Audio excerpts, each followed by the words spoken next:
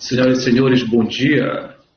Em nome da excelentíssima senhora desembargadora Célia Regina de Lima Pinheiro, presidente do Tribunal de Justiça do Pará, e do excelentíssimo senhor desembargador Leonardo de Noronha Tavares, diretor-geral da Escola Judicial do Poder Judiciário do Estado do Pará, doutor juiz Helder Lisboa Ferreira da Costa, saudamos a todos que participam da aula magna que inaugura o ano letivo desta Escola Judicial. O protocolo registra a presença do desembargador Luiz Gonzaga da Costa Neto. Neste momento, para fazer a abertura desta programação, usará da palavra o excelentíssimo senhor desembargador Leonardo de Noronha Tavares, diretor-geral desta Escola Judicial. Bom dia a todos, magistrados, servidores, membros do Ministério Público, advogados, operadores de direito e acadêmicos da Faculdade de Direito do Estado. Inicialmente, preciso expressar minha incomparável honra e imensa alegria em dar início ao ano letivo da Escola Judicial do Estado do Pará, na condição de diretor-geral, função que assumi pela indicação da presidente do Tribunal de Justiça do Pará, a quem saúdo em nome da Escola Judicial, que é também presidida por Sua Excelência. Recebo, excelentíssima desembargadora Célia Regina de Lima Pinheiro, a renovação da certeza, nos tempos cada vez melhores, que promoverá no Judiciário Estadual, acompanhado do vice-presidente, excelentíssimo senhor desembargador Ronaldo Fari, da Corregedora-Geral de Justiça, excelentíssima senhora desembargadora Rosileide Cunha, dos excelentíssimos integrantes do Conselho da Magistratura, com apoio do eminente colegiado do Tribunal. Saúdo, obviamente, nosso ilustre conferencista, Dr. Lênio Streck, que com tanta gentileza aceitou proferir esta aula magna. Na última segunda-feira, demos início ao terceiro módulo do curso de formação de novos juízes substitutos do TJ Pará, o módulo prático. Daqui a pouco, mais de um mês, serão 30 novos magistrados e magistradas assumindo comarcas no interior do Estado, ingressantes no Judiciário paraense, com o mesmo espírito que move a todos nós, o desejo de servir a população no nosso amado Estado do Pará. Estamos finalizando agora, ainda neste semestre, a primeira turma de pós-graduação, lato sensu, em gestão de unidades judiciais, que ofereceu formação de altíssimo nível a 50 magistrados e servidores do TJ Pará. Este foi o primeiro curso próprio de especialização da Escola Judicial, fruto do credenciamento junto ao Conselho Estadual de Educação, promovido na gestão do desembargador Constantino Guerreiro.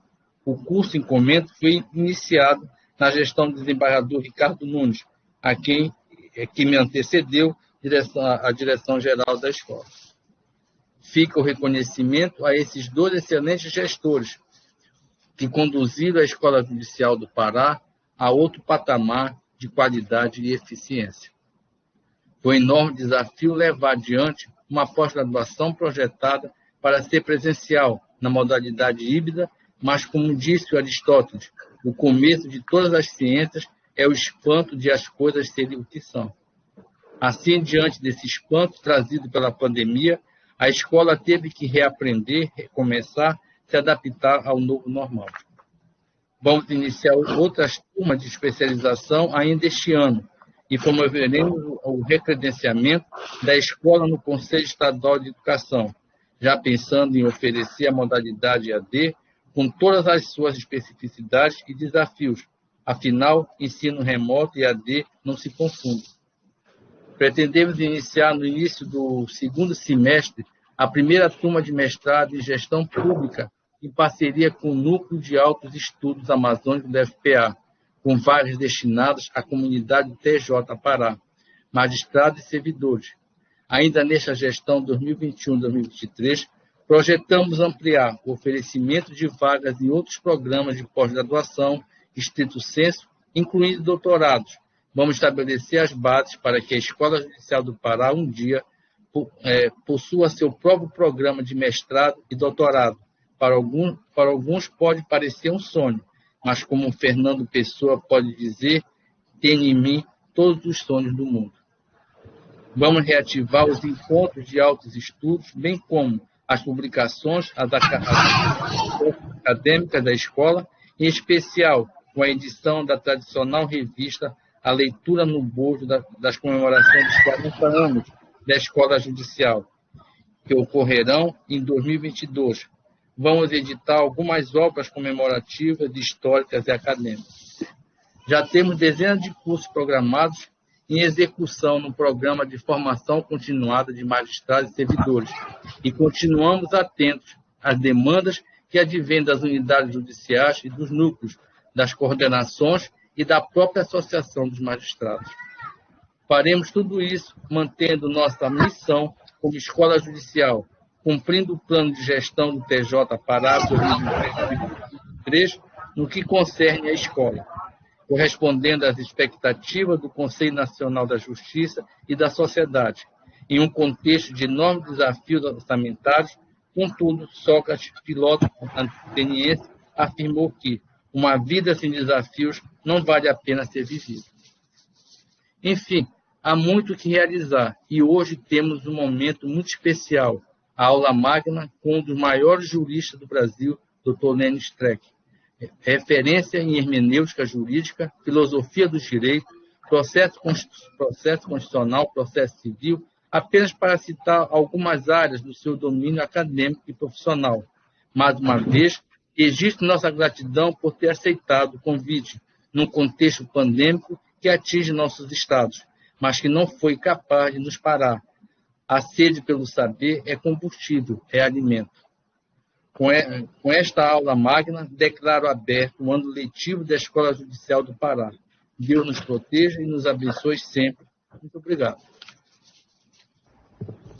O protocolo registra a presença remota, a participação remota da desembargadora Maria de Nazaré Saavedra Guimarães, desembargadora de Iraci Nunes Alves e desembargadora Zilda Pastana Mutra. Neste momento, terá a palavra a Sua Excelência, a desembargadora Célia Regina de Lima Pinheiro, presidente do Tribunal de Justiça do Pará.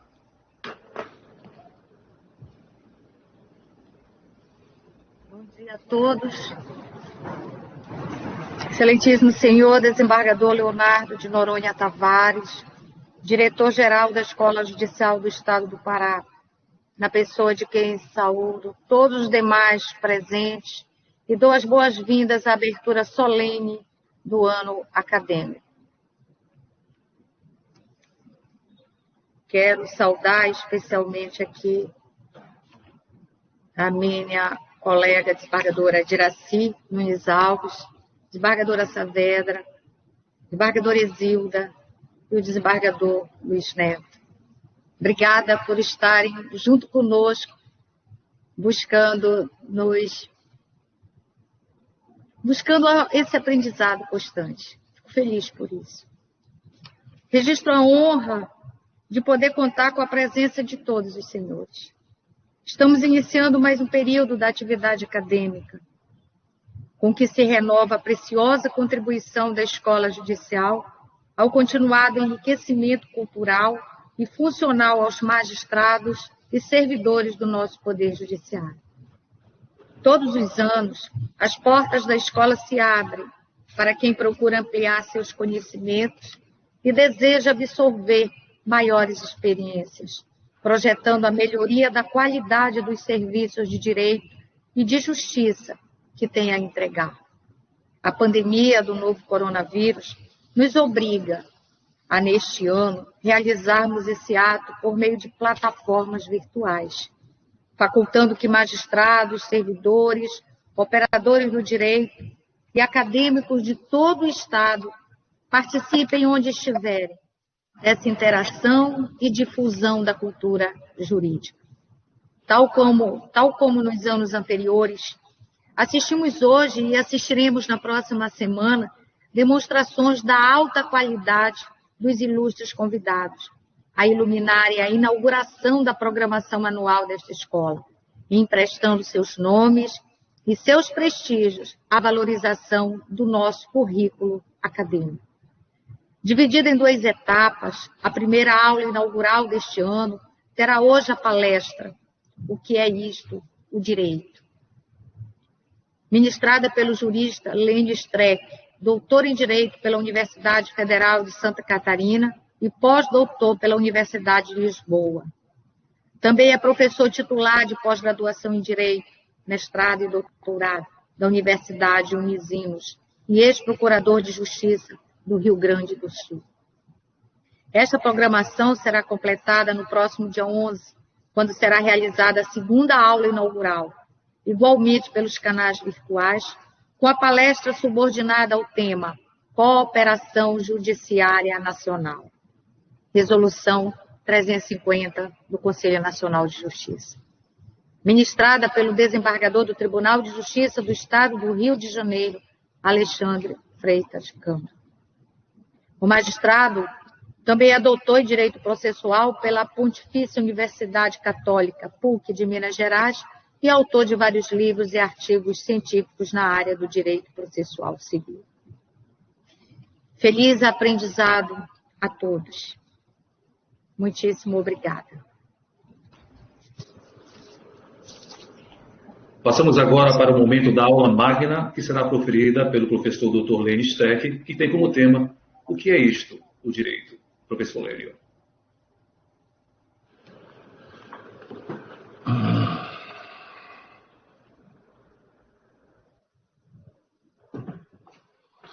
Bom, saúdo. Está chegando o som? Tá. Muito bem. Saúdo todos paraenses, magistratura do Pará,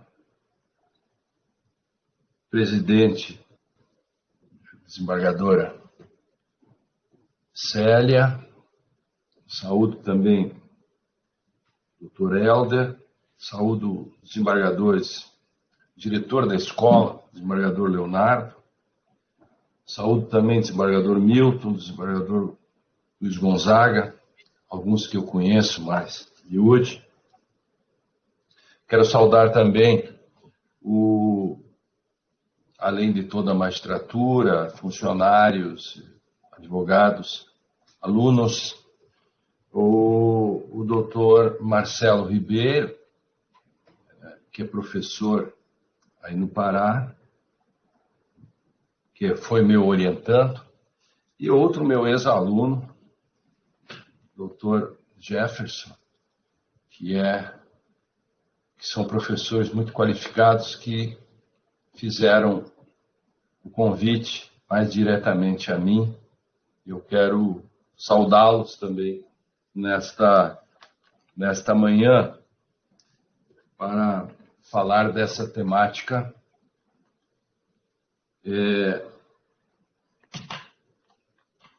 que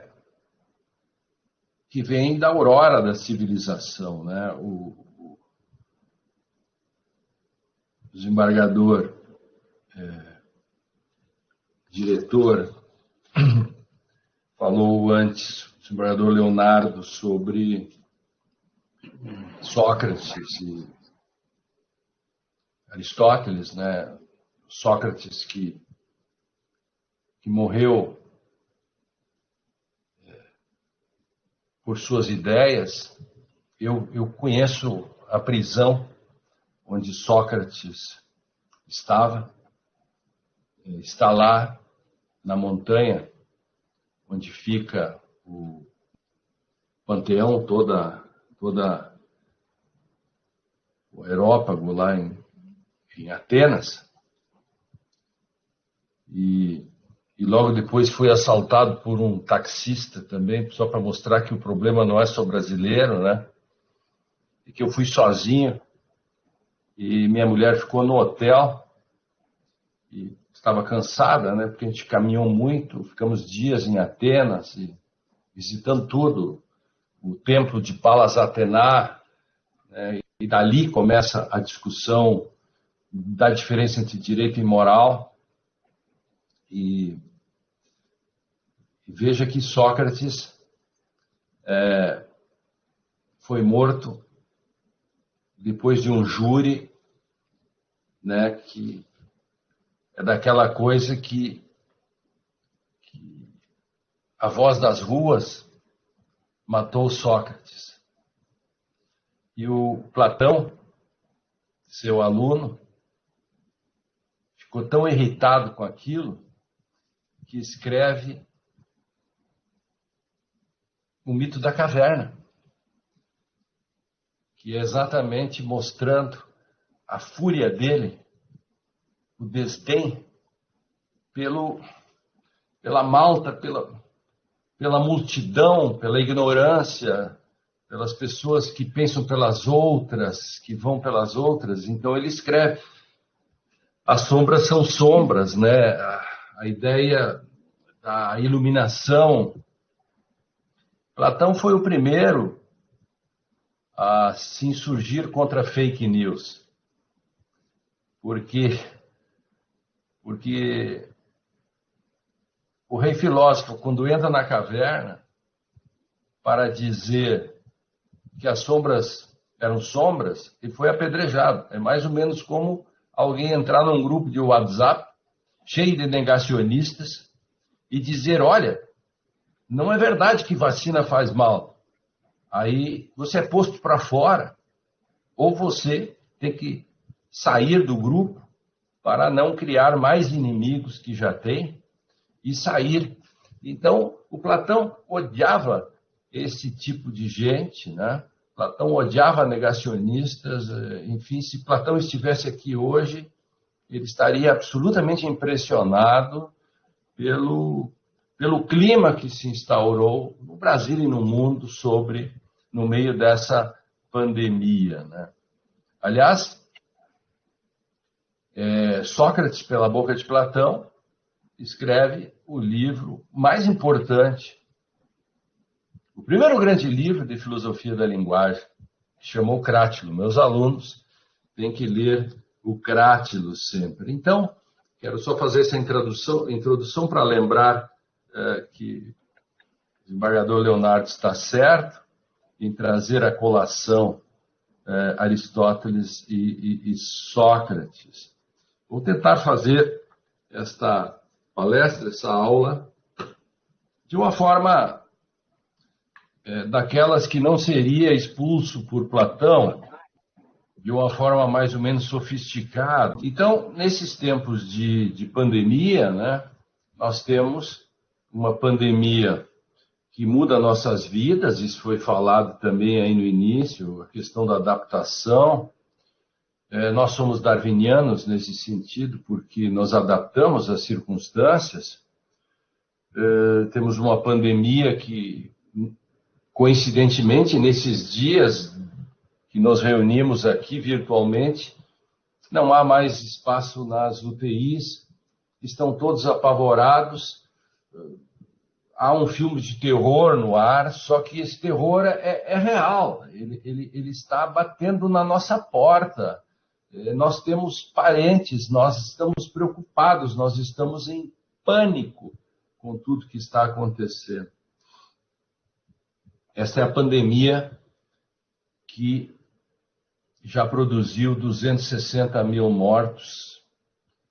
Quando cai um avião, mata 400 pessoas, os meios de comunicação ficam 3 meses falando disso. Atualmente caem 4 aviões Boeing por dia. E não dá nem tempo para comentar, porque no dia seguinte caem mais 4 aviões. E caem mais 4 aviões. Aliás, não haveria mais aviões voando se todos caíssem no sentido da divisão do número de mortos do Brasil por cada avião. Não haveria mais aviões para cair de tantos mortos que já tem nesta pandemia. A outra pandemia nossa é uma pandemia jurídica, né? Assim como tem o coronavírus, o Covid, nós temos o Corona Iuris, que é uma outra espécie de pandemia que assola o direito, né? Quer dizer, todos os dias a gente percebe, desde o problema das faculdades até o próprio problema do judiciário, do Ministério Público, descobre-se coisas terríveis, descobre-se que o Ministério Público brasileiro, em grande parte, acaba fazendo agir estratégico o Ministério Público devia ser como uma magistratura. Eu fui 28 anos dentro do Ministério Público e sempre pensei que o Ministério Público tinha que agir com isenção. E vejo todos os dias, agora já se descobre cada vez mais que o Ministério Público esconde provas, que ele faz agir estratégico. Se pelo menos o Ministério Público ou alguns dos seus membros vissem o filme Luta pela Justiça, né, que ali o advogado invoca ao final o caso Brady versus Maryland. Desde 63 nos Estados Unidos, o Ministério Público tem que colocar na mesa todas as provas que tem. Não pode deixar de colocar uma prova que possa isentar um réu. Isso é inconstitucional, isso é contra tudo que se tem no mundo.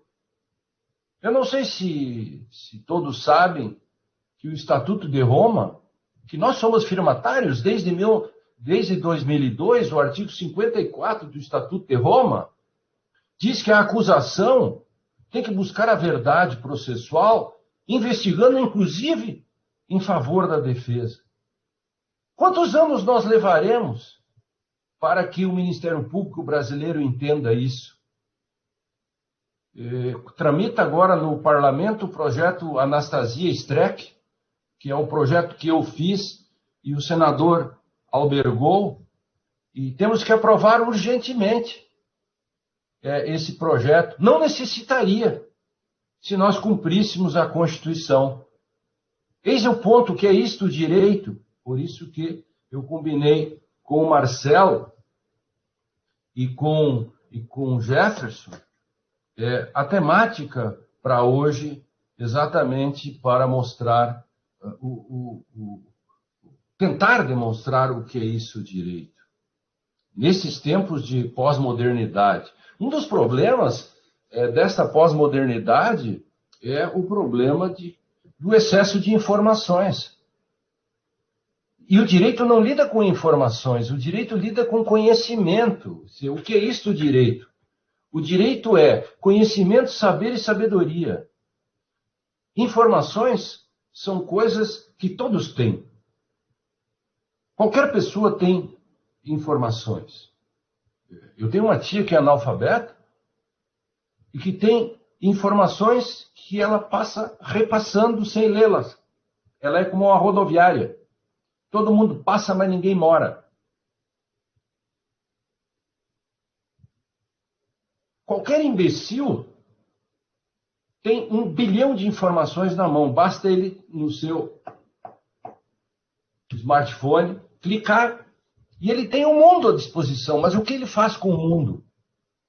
Nada, se ele não tem conhecimento. Por isso que nós, professores, enfim, nós, magistrados, nós, agentes políticos, temos uma função nobre de filtrar esse bilhão de informações e transformá-las em conhecimento. E se estudarmos um pouco mais, vamos transformar o conhecimento em saber. E um pouco mais de dedicação, transformaremos o saber em sabedoria. É uma pirâmide. E embaixo estão a grande maioria. Tem informações. Um pouco acima, os que têm conhecimento. Os que tiveram a capacidade reflexiva de fazer pensamentos abstratos para conseguir transformar informação em conhecimento. E um pouquinho mais, o conhecimento pode virar saber e, quiçá, virar sabedoria. É disso que se trata quando nós falamos que nós temos que refletir sobre esse fenômeno que é isto, o direito. Por isso que eu quero fazer uma coisa aqui chamada epistemologia.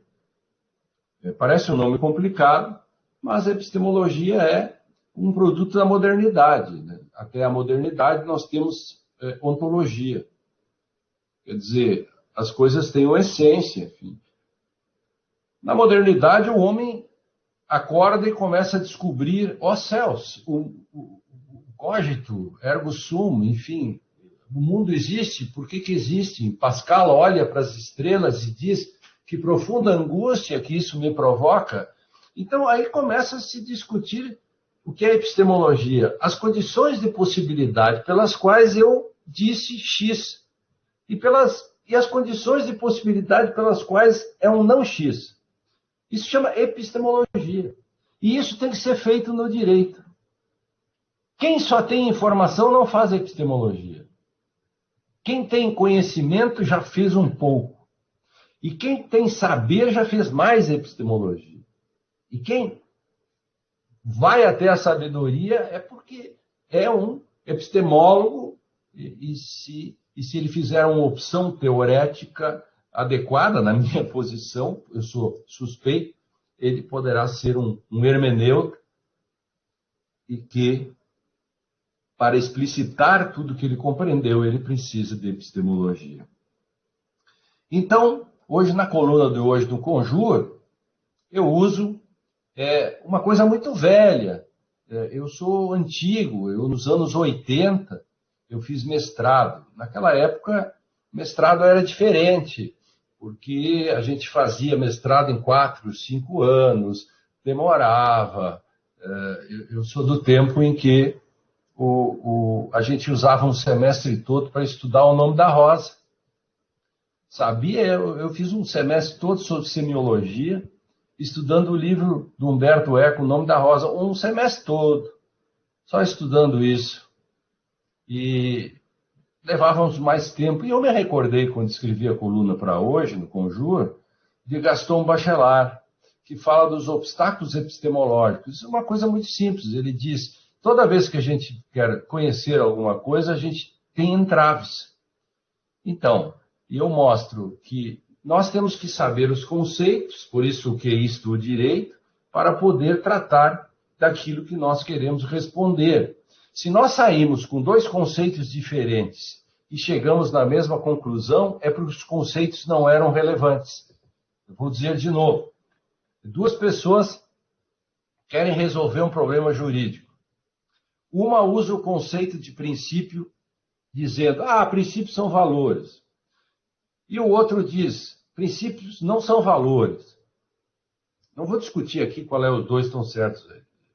Princípios não são valores, mas enfim. Mas se eles chegam na mesma conclusão, há uma terceira conclusão a tirada. O conceito que eles usaram não tinha nenhuma importância, porque eles não poderiam chegar na mesma conclusão partindo de 2 conceitos antípodas. Faltou epistemologia. Então, nesse exemplo, eu estou trabalhando hoje no artigo do Conjur, os obstáculos epistemológicos ao problema do caso Daniel. Porque eu chego à conclusão no caso Daniel a partir de alguns conceitos. As outras pessoas partem de outros conceitos sobre o caso Daniel. Se nós chegarmos à mesma conclusão, é porque os conceitos não tinham importância.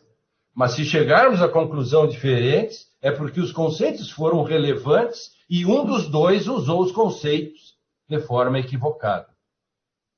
É essa a questão. O direito, então, precisa dessa reflexão epistemológica. Então, o próprio conceito de direito precisa ser delimitado.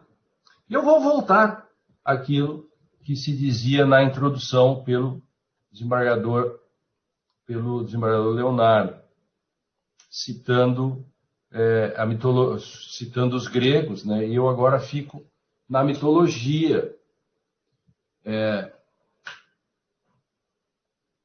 Lá no Aerópago existe o templo de Palas Atená. E eu escrevi, levando o meu laptop, um texto lá do monumento a Palas Atená. Um artigo no Conjur, para o Conjur, feito ali na hora, tecnologia, termina, clica e manda para a publicação. Eu escrevia isso num dado momento da história do Brasil, e trago aqui para discutir o que é isto, o direito. Que a grande discussão do direito é para saber, né, para que ele serve e como ele se mantém e como ele não é corroído. E os gregos nos ensinaram isto pela mitologia. É interessante demonstrar que, na história da humanidade, primeiro, o mundo era explicado pelo mito. Né? Cronos come seus filhos. Por quê? Cronos é tempo, certo? O Zeus, né, nasce, fica escondido, Cronos ia comendo os filhos, porque ele sabia que porque havia o destino, enfim, de que um dos filhos tiraria ele do poder, e aí se esconde um dos filhos dele, que é Zeus, né? Então, a mitologia explica o mundo. Depois, o Logos suplanta o mito. Aliás, interessante é que a Bíblia, João capítulo 1, versículo 1, diz: no princípio era o verbo, Logos. Ou seja, no princípio era a palavra. Então, ali já está escrito. É porque João passou pela Grécia. João sabia disso. Então, mas no direito a gente faz o contrário. A gente primeiro cria o Logos e depois usa o mito para explicar o Logos. A gente inverte. Por isso que existe o mito da verdade real. A gente primeiro quer saber no direito o que é uma verdade. Aí a gente discute isso e depois cria um mito para explicar o Logos. A gente inverte. Os gregos antigos ficariam muito irritados com o modo como os juristas tentam explicar o direito. Eles criam uma porção de mitos pelos quais eles acham que podem explicar o Logos.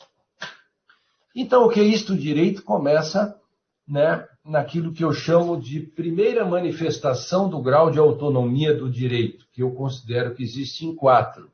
O primeiro está lá na Oresteia. Ésquilo escreve a trilogia Oresteia. E o livro das Eumênidas mostra exatamente o julgamento de Orestes. Veja, desembargadora Célia, a primeira juíza da história foi da mitologia, é a Palas Atená. Então, nasce, veja como os gregos são sábios, né? E já colocam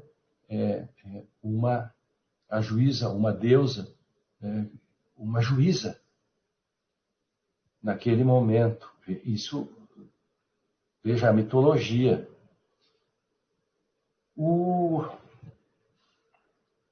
A história é a seguinte, para quem não sabe. O general,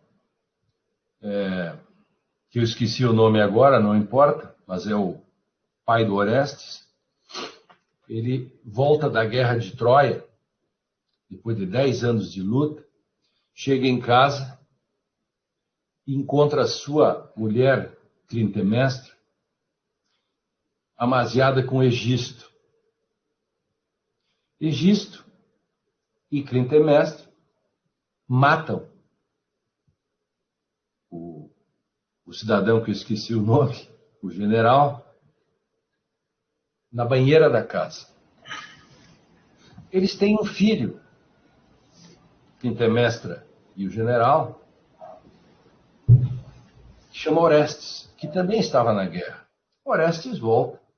No caminho, o deus Apolo assopra no ouvido dele, dizendo que a mãe dele e o amante tinham matado o pai dele. E a regra era a vingança. Orestes mata a mãe e o amante. Isso gerou, porque era a regra, a fúria das Erinhas. As Erinhas são as deusas da raiva, as deusas do ódio. Hoje elas se mudaram todas para a internet, né? Claro, estão tudo no Facebook hoje morando.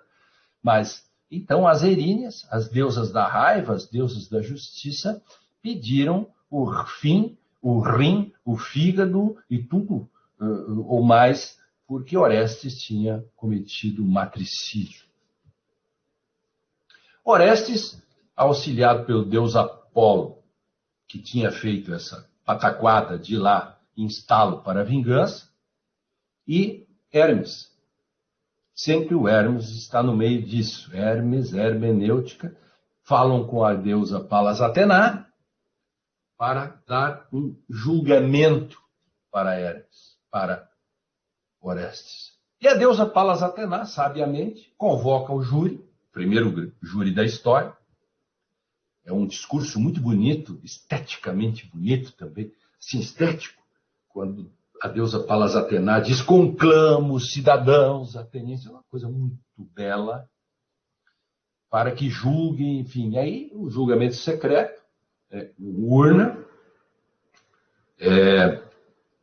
defesa e acusação, ali começa o júri, né?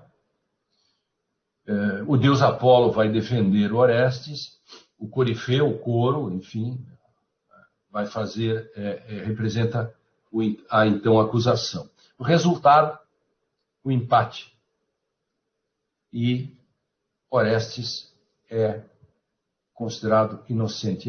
É o primeiro indúbio pro réu da história.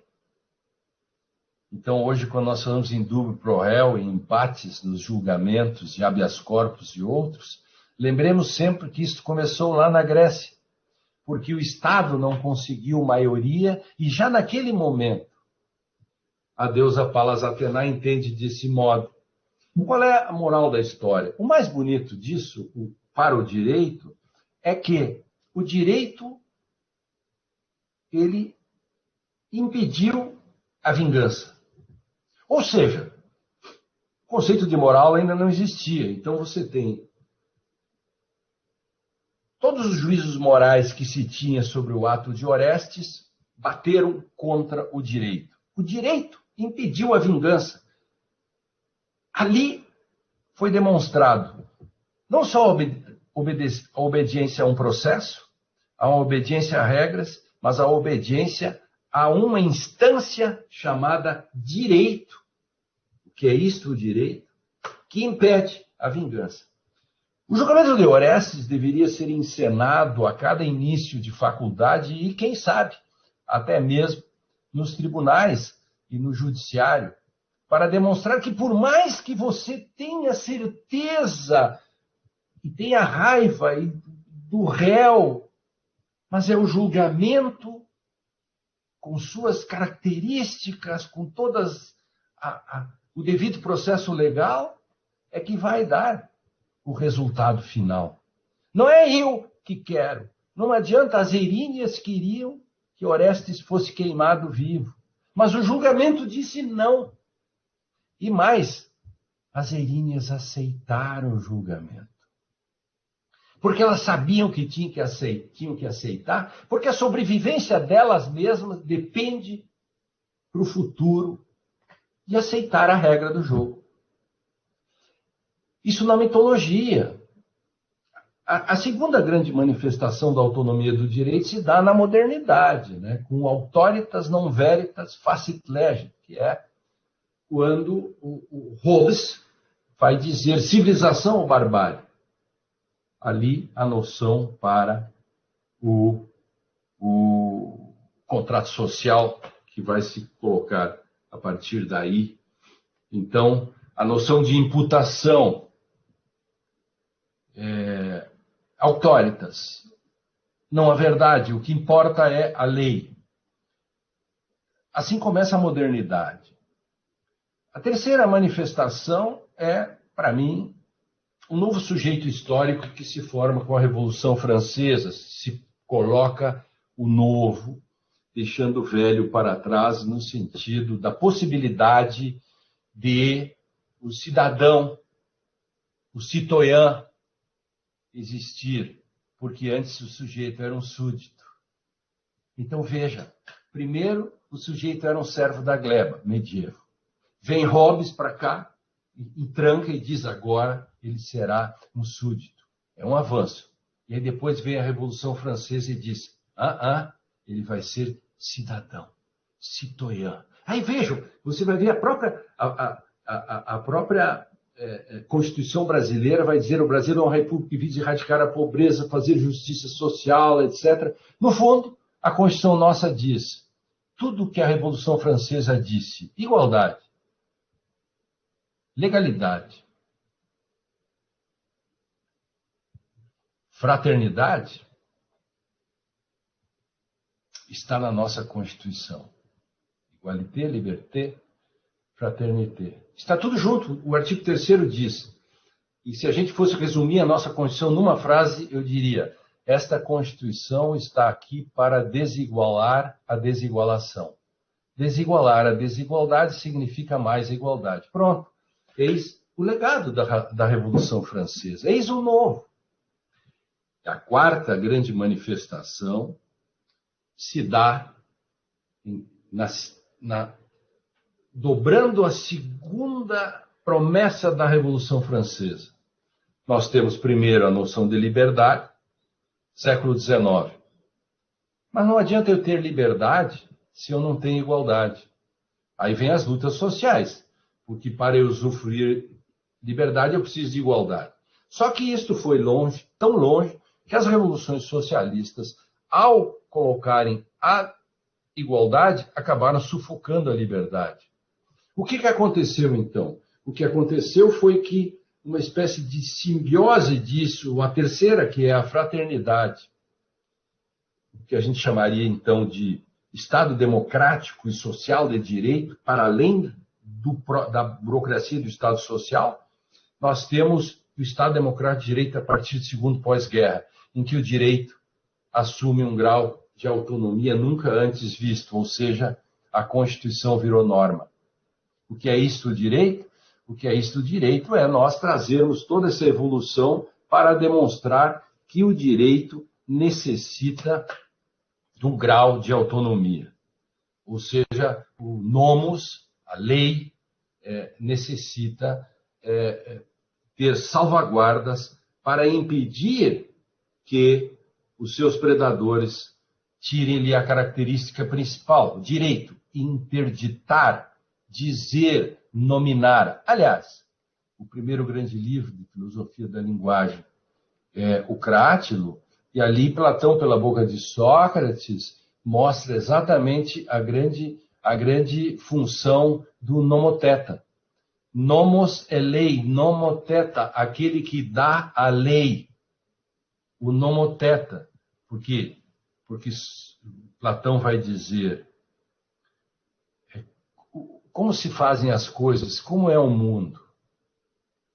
Aí existe, Platão responde, existe o grande legislador, o nomoteta, né, que dá nome às coisas. A grande discussão que se coloca, aí vem o capítulo da justeza dos nomes, é saber como se dão nome às coisas. Eis a grande angústia da aurora da civilização até os nossos dias. Em alemão, a palavra legislador é Gesetzgeber, que é exatamente do grego aquele que dá a lei. Nomoteta, dar o nome, dar a lei. Gesetzgeber, aquele que dá a lei. Então, estabelecer a interdição que na modernidade foi posta entre civilização ou barbárie. Então, nesse sentido, a grande discussão a partir dessas 4 fases é nós trabalharmos a noção do constitucionalismo contemporâneo. A Constituição, até a Segunda Guerra Mundial, ela tem um caráter mais político. Aquela velha questão da Constituição como folha de papel. A partir de uma série de autores, se começou a trabalhar a noção de força normativa da Constituição. Veja, por exemplo, a contribuição de J.J. Gomes Canotilho. Né? J.J. Gomes Canotilho, aliás, Gilmar Mendes, Canotilho, eu e Ingo Zarlet organizamos aquele livrão enorme sobre comentários da Constituição, sempre rendendo homenagens a Gomes Canotilho, que nos anos 70, 80, escreve Constituição Dirigente e Vinculação do Legislador.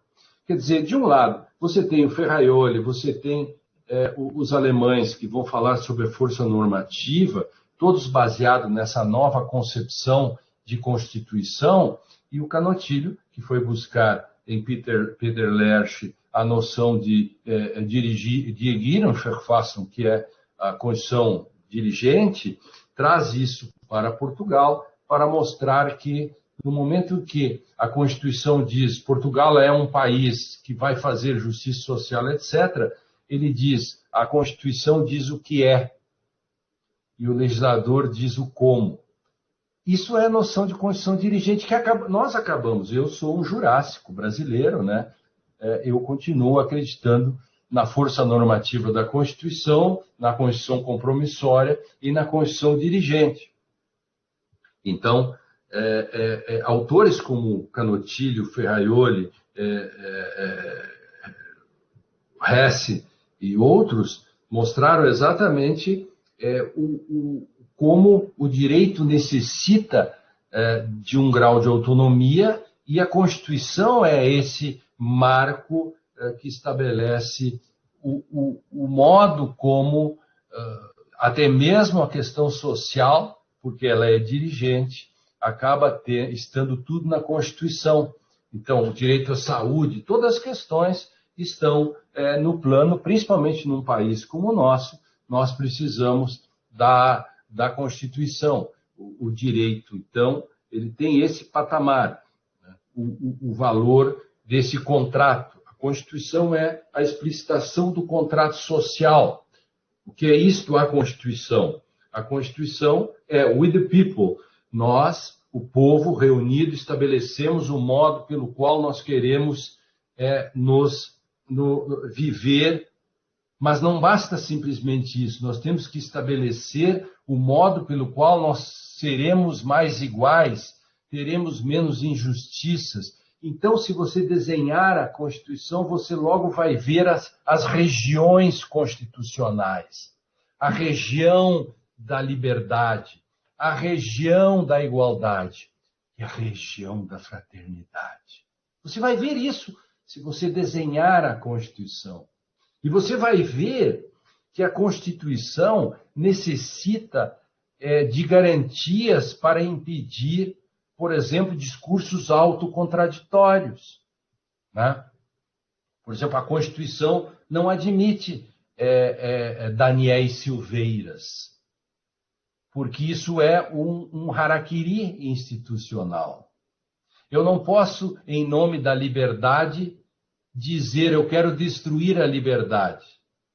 Isso é suicídio. Aliás, ninguém pode dizer eu estou morto, porque é uma frase, uma contradição performativa. De novo, a mitologia pode nos ajudar. De novo, a mitologia. A mitologia pode nos ajudar porque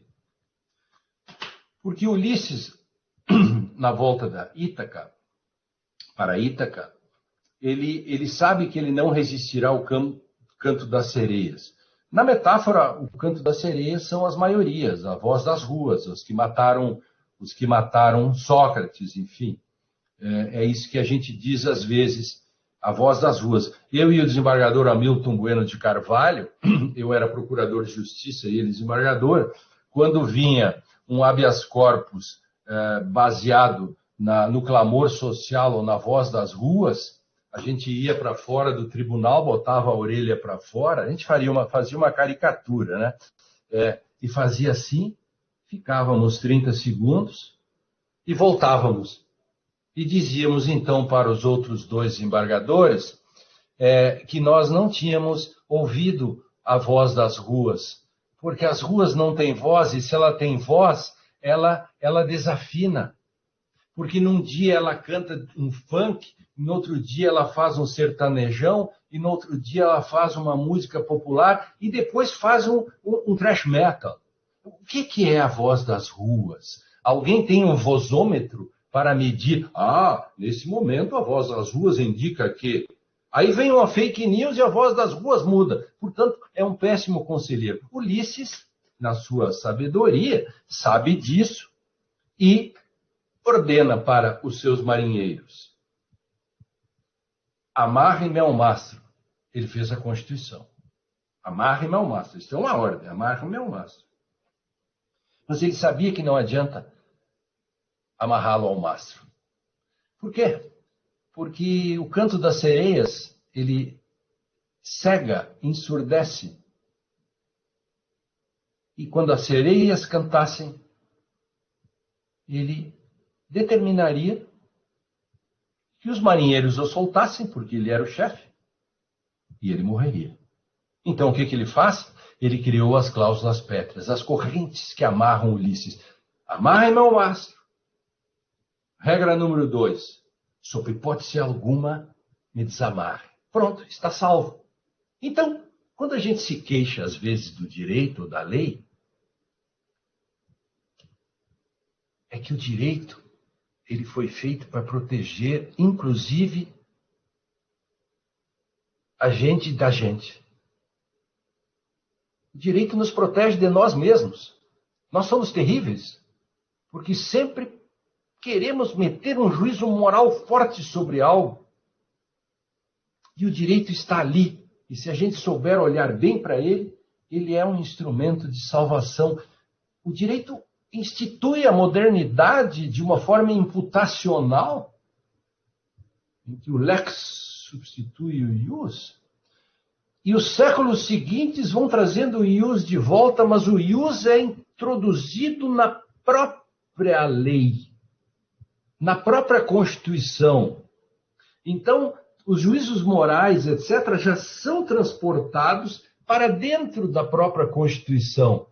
Ou seja, há um juízo de valor forte na ideia de que esta Constituição visa desigualar a desigualação, ou eu não quero admitir prova ilícita, ou tudo são juízos de valor imputados, estabelecidos dentro da lei. O que quer dizer que eu não posso, logo depois, substituir a Constituição ou a lei pelos meus juízos pessoais.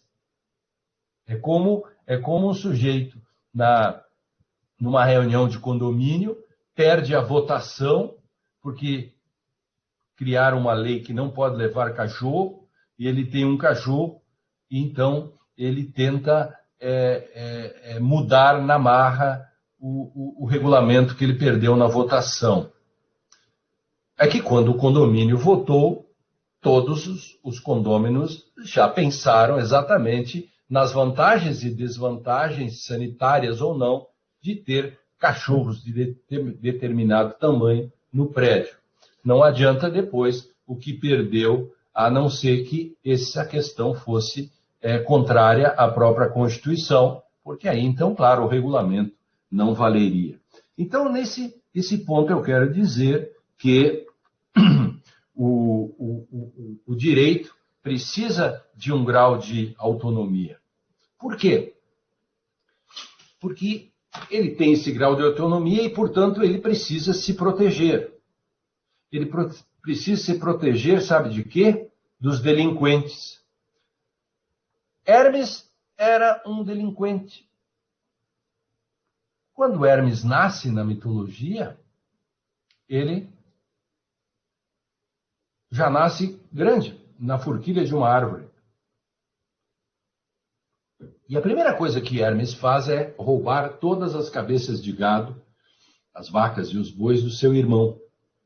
Para o irmão não perceber, ou não descobrir para onde ele levou o gado, ele amarra um galho de árvore com folhas em cada rabo, e que disfarça todo o rastro, porque hermenêutica esconde o rastro. Então, interpretar sempre é um roubo, de algum modo. A grande questão é saber como nós mantemos um mínimo de sentido pelo qual nós não estamos nos apropriando de todo o texto e devolvendo um texto que não era mais aquele. Vejam, a literatura nos ajuda um pouco nisso. Shakespeare. Meus alunos têm que ler a peça Medida por Medida. É uma peça muito bonita e que tem coisas que interessam a nós sobre a questão dos juízos morais. O Duque de Viena, isso foi escrito em 1604. Shakespeare escreve 400 e tantos anos antes algo que nós não conseguimos resolver ainda. O Duque de Viena, ele não queria enfrentar a alta corrupção, concupiscência, enfim, que acontecia naquele momento. Ele inventa uma viagem para a Polônia e coloca no seu lugar um juiz, Ângelo, um poço de virtude. Coisa mais fofa. Ângelo era o cara. Todo mundo dizia, pô, o Ângelo, que cara. Quando eu crescer eu quero ser como o Ângelo. Então, aquelas coisas todas, né? Acho que as meninas queriam casar com o Ângelo, algo assim. Algo como era antigamente ser funcionário do Banco do Brasil, né? E depois juiz ou promotor. Era uma coisa, era o emprego dos sonhos, né? Hoje já a coisa não está tão fácil assim. Inflação e tudo já não é mais como era, né? O bicho está pegando. Aí, Ângelo assume o poder e talvez porque não tenha escutado bem ou porque, bom, Freud explica, mas Freud ainda não tinha nascido, portanto temos um problema. Ângelo, em vez de combater a corrupção, ele foi combater a fornicação. Porque fornicava-se muito, já naquela época, e, portanto, havia uma lei que dizia que fornicar antes do casamento, pena de morte. Eis que Cláudio, um jovem garboso, né, que fazia halterofilismo, tinha barriga de tanquinho e tal, não estudava, porque quem faz isso não estuda, portanto, fica só na academia e não estuda. Essa parte não está no Shakespeare. E Cláudio, então, fornicou com a sua bela namorada, noiva. As forças policiais de Ângelo recolheram, prenderam em flagrante. Né? Não vou começar a discutir o flagrante aqui, porque isso existe flagrante de ato sexual, bom, enfim. Aí, ele é preso em flagrante e incontinente condenado à morte. Ângelo condena Cláudio à morte. Afinal, fornicar antes do casamento, subsunção a Ângelo, um textualista. Uma espécie de positivismo exegético. Esperando a execução, ele recebe a visita de sua irmã. Cláudio tinha uma irmã recém-noviciada que chamava Isabela, a Bela. E ele diz para ela, vá ter com Ângelo, peça-lhe perdão, peça por mim, Jesus também perdoou, porque eu tenho que morrer de amor, e ainda por cima por uma lei que dormitava e que nunca tinha sido aplicada. Pois bem, ela vai lá, vai falar com Ângelo, e Ângelo lhe responde, não fui eu que condenei o seu irmão. Foi a lei, sou um escravo da lei. Fosse meu irmão, faria igual, seu irmão morrerá. Poxa, ela insiste. Ele responde de novo, do tipo, não me enche o saco, já disse uma vez. Vai embora, triste, no dia seguinte ela volta. E começa de novo, pedindo pelo seu irmão. E Ângelo, que já tinha sido peremptório, mas tinha ficado com a pulga atrás da orelha, porque desde a primeira vista, primeira vez que ele vira a Isabela, ele percebera que por debaixo das vestes da recém-noviciada escondia-se um, para ele, bípede apetitoso. E a concupiscência começou a tomar conta do seu ser. E eis que quando Isabela volta para pedir para o seu irmão, na primeira vez ele diz, não fui eu, foi a lei, sou um escravo da lei, fosse, meu irmão faria igual, seu irmão morrerá. Ela insiste e aí ele diz, não fui eu, foi a lei, fosse meu irmão, quer dizer, se você fizer amor comigo, eu livro seu irmão. Qual dos dois Ângelos é o pior? O primeiro, uma espécie de escravo da lei, ou o segundo, que é o dono da lei? Eis todo o desafio nosso.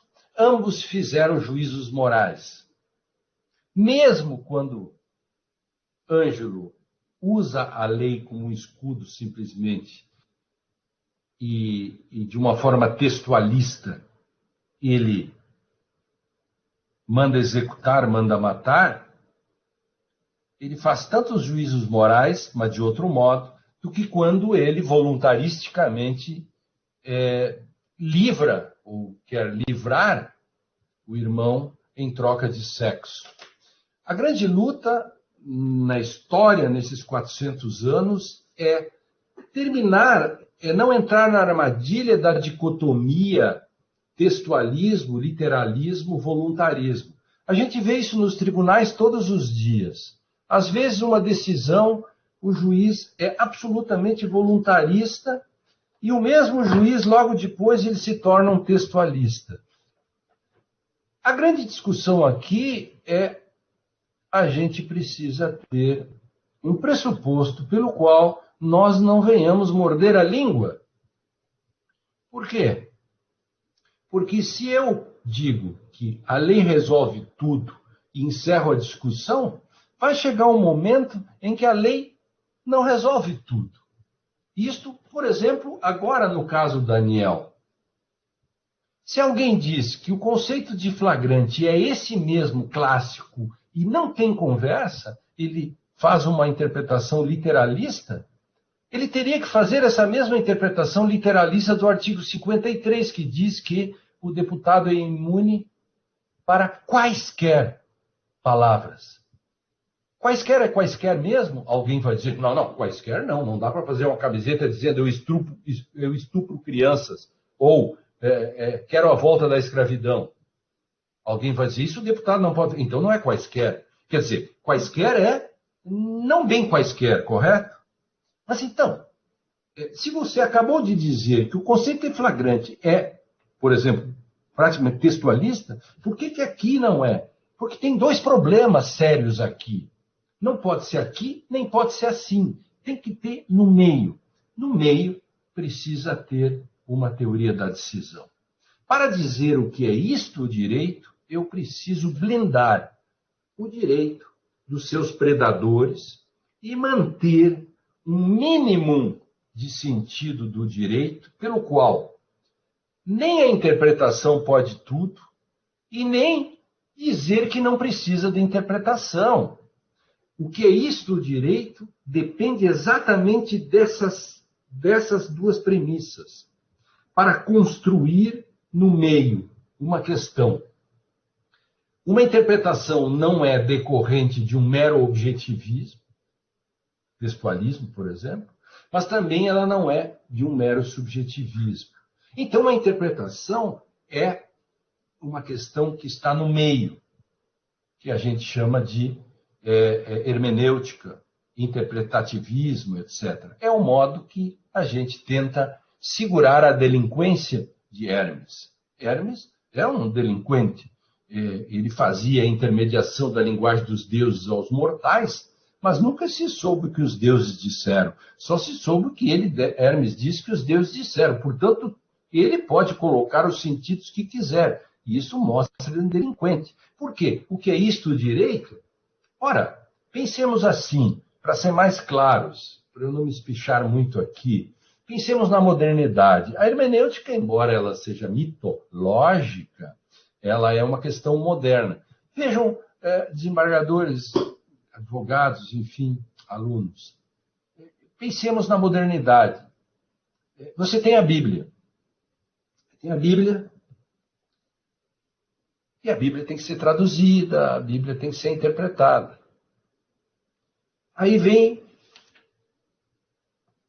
você tem que colocar critérios para interpretar a Bíblia.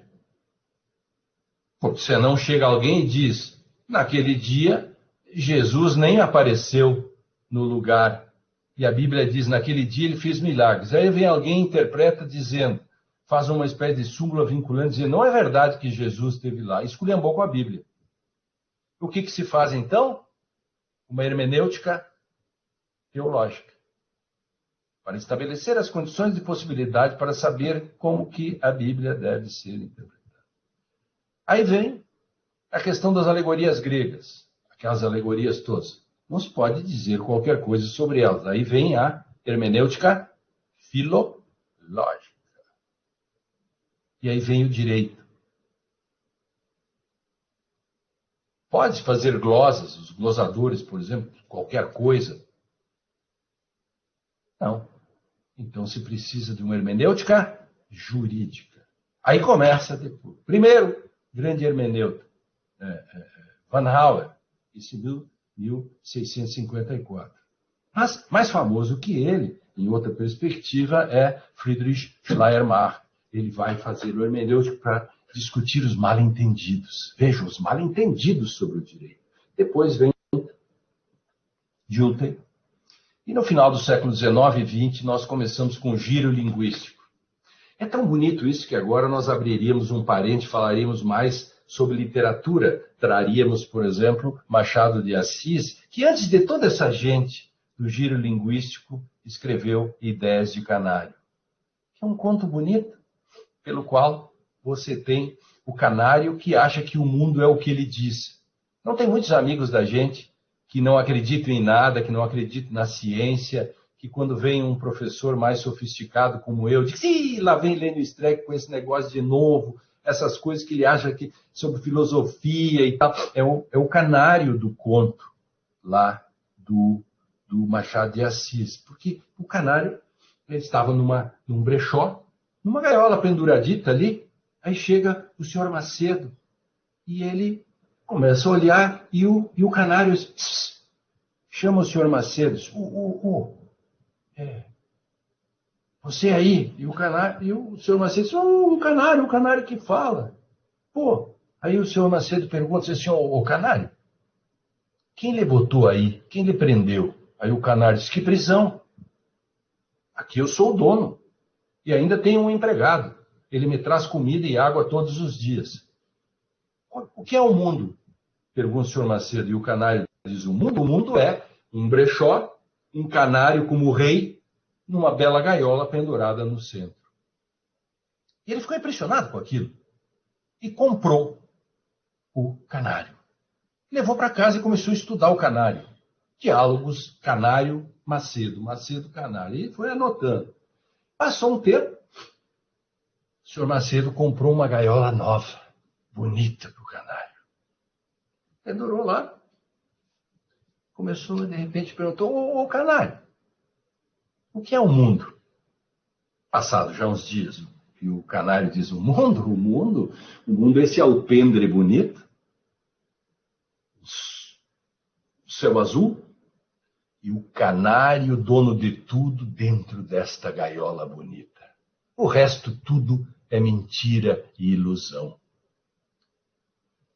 O senhor Macedo passa mais uns dias pesquisando, de repente levanta e o canário fugiu.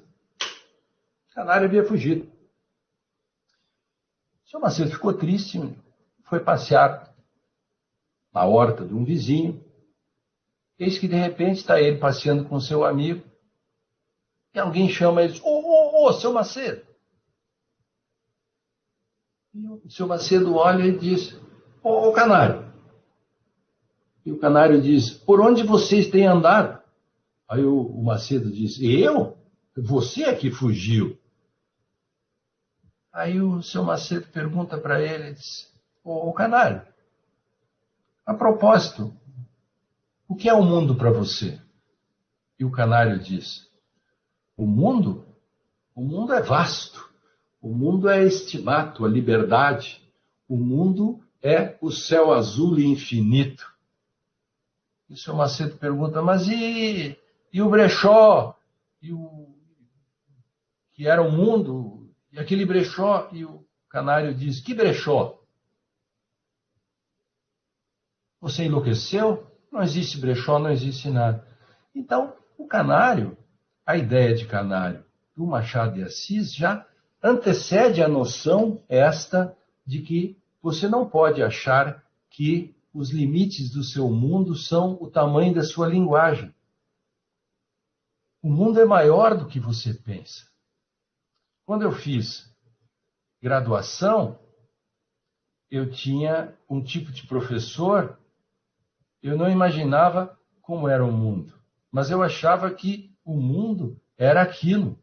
Aí eu fiz minha primeira especialização, eu descobri que tinha professores que me davam aula que escreviam livros. Eu dizia: qual é o meu mundo?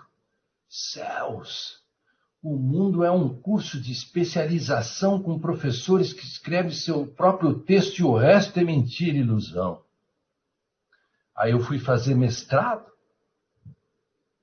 e descobri que todos os professores já tinham textos e livros. E eu dizia: que maravilha! O mundo é fazer mestrado com professores que escrevem textos. Eu leio os textos, discuto com eles e o resto é mentira e ilusão. Aí eu fui fazer doutorado e eu mesmo comecei a escrever meus livros. E o mundo é eu escrever um livro, meu primeiro texto, que tinha sido sobre o nome da Rosa, professores, a minha tese e o resto é mentira e ilusão. Eis que, de repente, eu fui abrindo o mundo e eu já não dizia que o resto é mentira e ilusão. O mundo é realmente complexo, o mundo é vasto.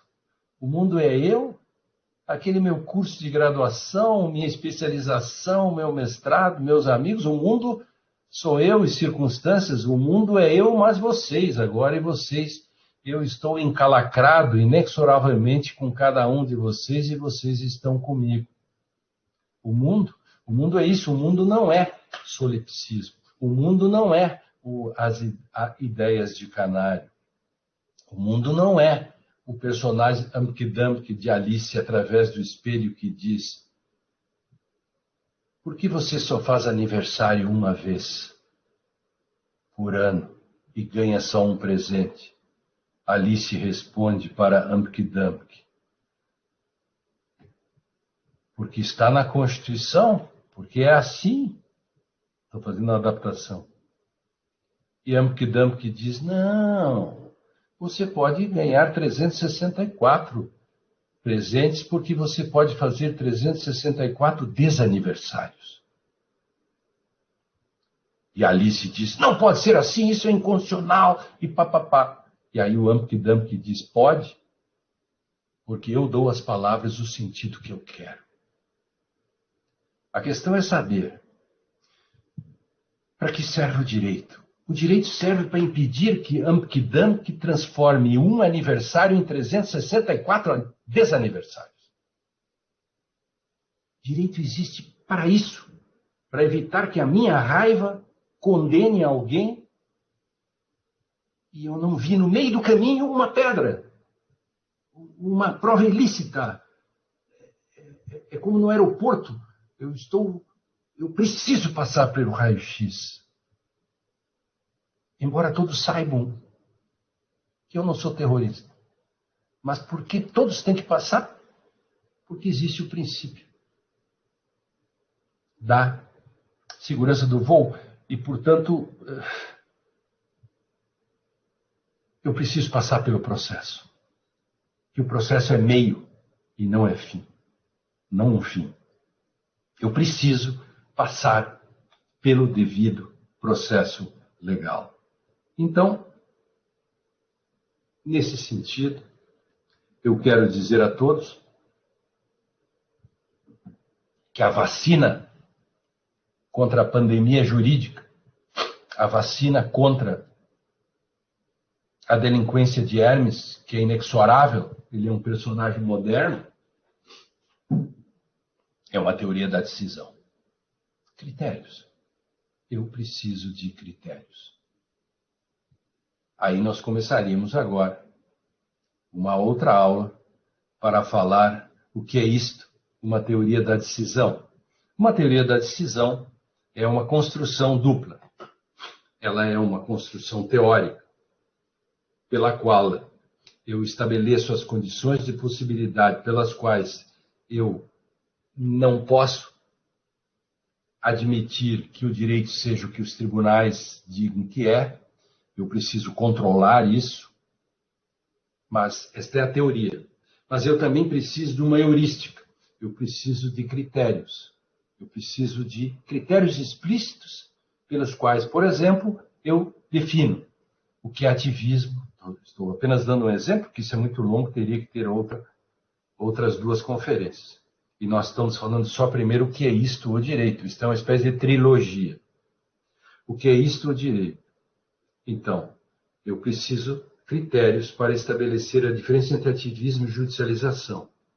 Dos tempos que ainda eu andava de avião e que tinha grandes plateias presenciais e eu era explorado nos aeroportos, que saudade eu tenho disso, eu ouvia muito professores, juízes, ministros reclamando.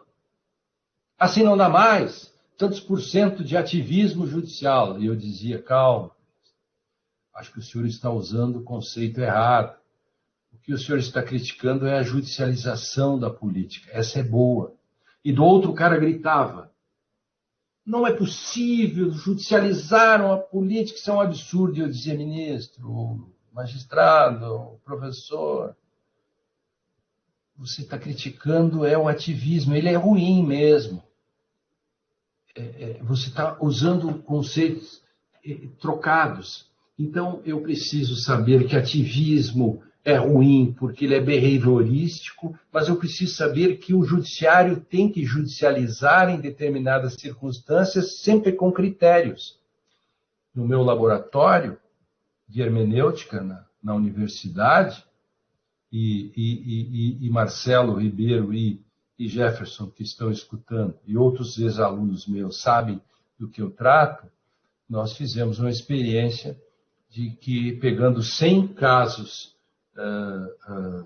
que são epitetados dos vários modos, a gente consegue um nível de acerto, porque é possível dizer isso, de 95%, 96%, 97%, para dizer isto é ativismo, foi um erro, isto é judicialização, foi um acerto. É possível dizer isso. Eu fazia outro dia uma conferência para os tribunais de contas e dizia, os senhores desperdiçam e nada fazem com relação a bilhões que são postos fora, porque confundem conceitos. Muitas vezes se critica uma boa judicialização e se elogia o ativismo, que sempre é ruim. São coisas que eu quero dizer. O que é isto, o direito, necessita de conceitos rígidos. É possível encontrar respostas adequadas à Constituição.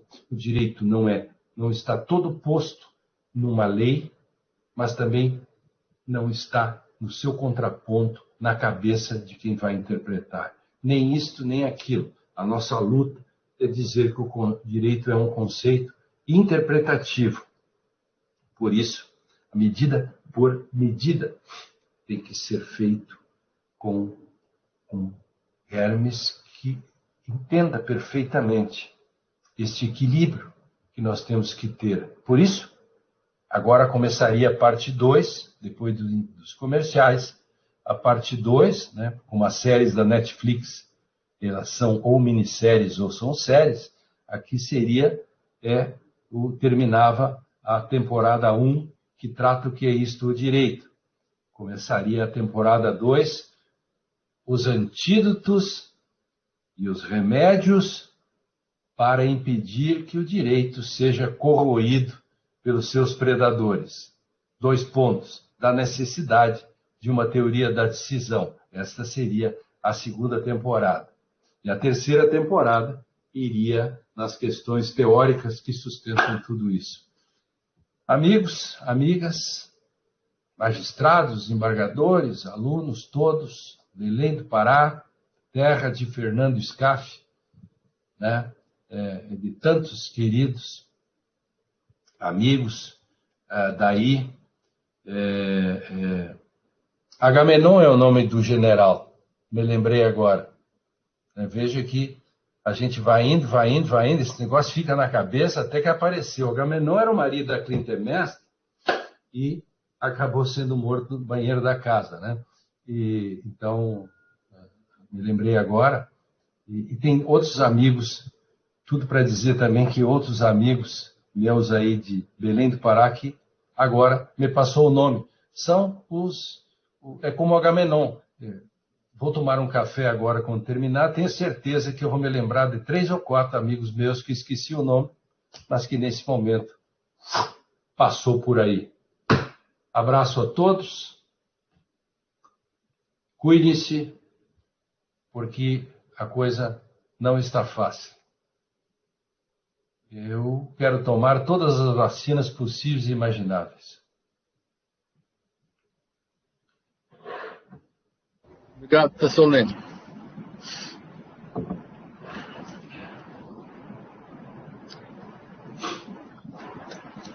O protocolo registra a participação também do desembargador José Roberto Pinheiro Maia Bezerra Júnior.